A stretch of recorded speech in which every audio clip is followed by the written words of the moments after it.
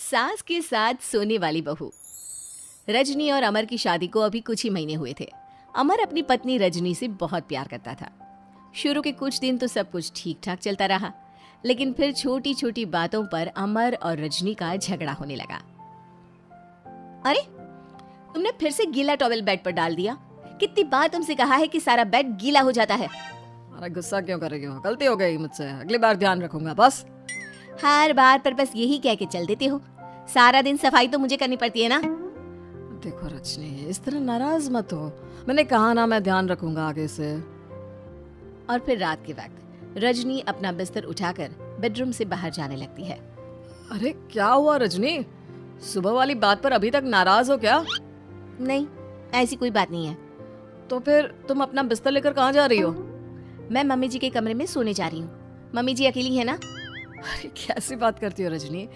शादी के बाद लड़कियां अपने पति के पास अपने बेडरूम में सोती हैं। सास के पास कौन सोता है? मैंने कहा ना, मेरा मन कर रहा है इसलिए मैं मम्मी जी के पास सोने जा रही हूँ। अरे रजनी, मेरी बात तो सुनो यार। मेरा भी तो मन करता है ना तुमसे प्यार करने का, तुम्हारे साथ रहने का। ऑफिस से थका हारा आया हूँ और तुम मम्मी जी के पास सोने जा रही हो। देखो, मुझे आज अपनी सास के पास सोने का मन है और मैं जा रही हूँ। इतना कहकर रजनी अपनी सास के साथ सोने के लिए उनके कमरे में चली जाती है। रजनी बेटा, तुम यहाँ? मम्मी जी, क्या मैं आपके पास सो सकती हूँ? हाँ हाँ बेटा, क्यों नहीं क्यों नहीं, बिल्कुल सो सकती हो। लेकिन सब ठीक तो है ना? अमर के साथ झगड़ा हुआ है क्या?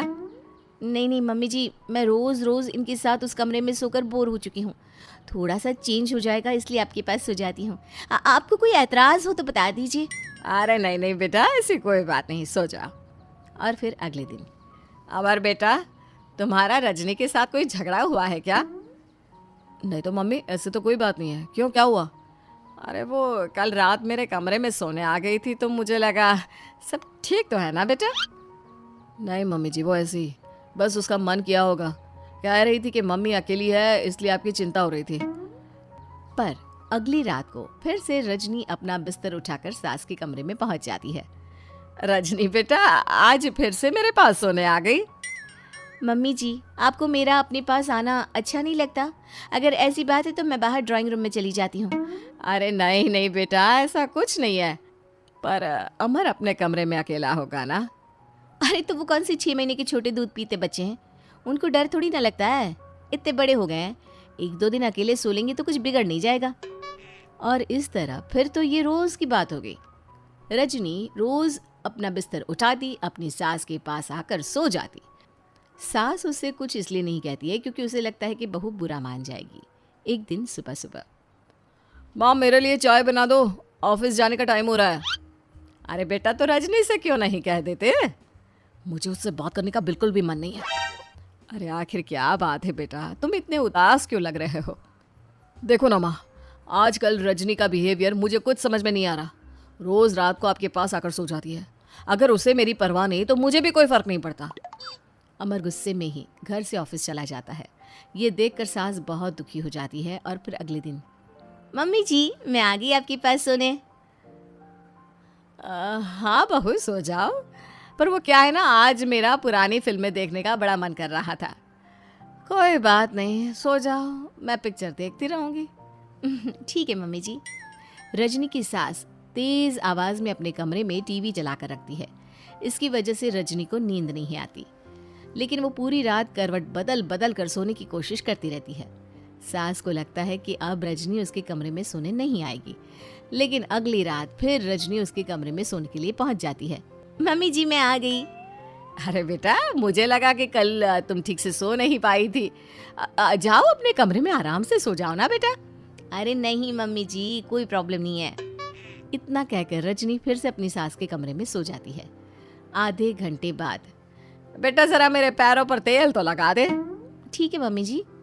रजनी अपनी सास के पैरों पर तेल लगाकर जैसे ही सोने लगती है, आधे घंटे बाद फिर से, बहू मेरे सर में बहुत दर्द हो रहा है, जरा मेरा सर तो दबा दे। ठीक है मम्मी जी, दबा देती हूँ। बहुत जोर से नींद आ रही है।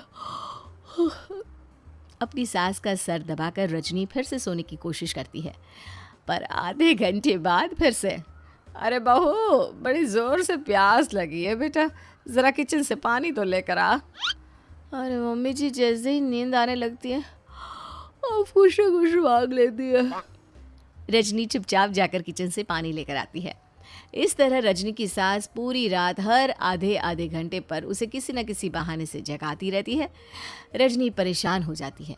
सास को लगता है कि इस बार वो उसके कमरे में सोने के लिए बिल्कुल नहीं आएगी, लेकिन अगली रात फिर से रजनी वहाँ पहुँच जाती है। मम्मी जी, आज मैंने आपकी दवाई, पानी सब कुछ लाकर रख दिया है। अब आप प्लीज़ चुपचाप सो जाइएगा और मुझे भी सोने दीजिएगा। देखिए, 2 रातों से ना मैं सो ही नहीं पाई हूँ। अच्छा ठीक है बेटा, सो जा। थोड़ी देर के बाद रजनी की सास बहुत ज़ोर ज़ोर से खर्राटे लेना शुरू करती है। खर्राटे इतने तेज़ होते हैं कि रजनी के कानों में दर्द होने लगता है। हे भगवान, मम्मी जी को क्या हो गया है? क्या करूँ, कहाँ जाऊँ मैं? परेशान होकर रजनी वापस अपने कमरे में जाती है।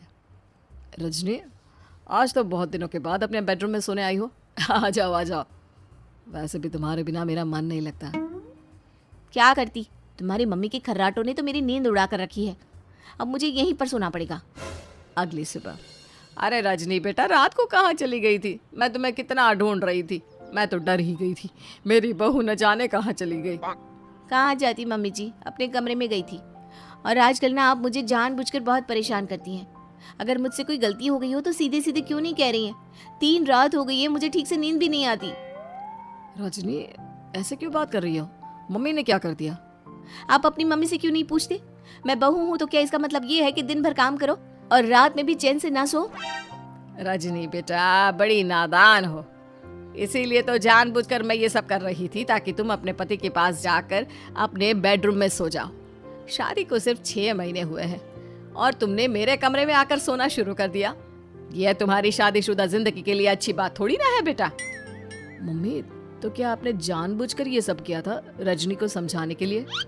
अरे तो और क्या करती? दुनिया की पहली बहू है ये जो पति को छोड़कर सास के साथ सोने चली थी। इसीलिए मुझे इसके लिए थोड़ा बुरा बनना पड़ा।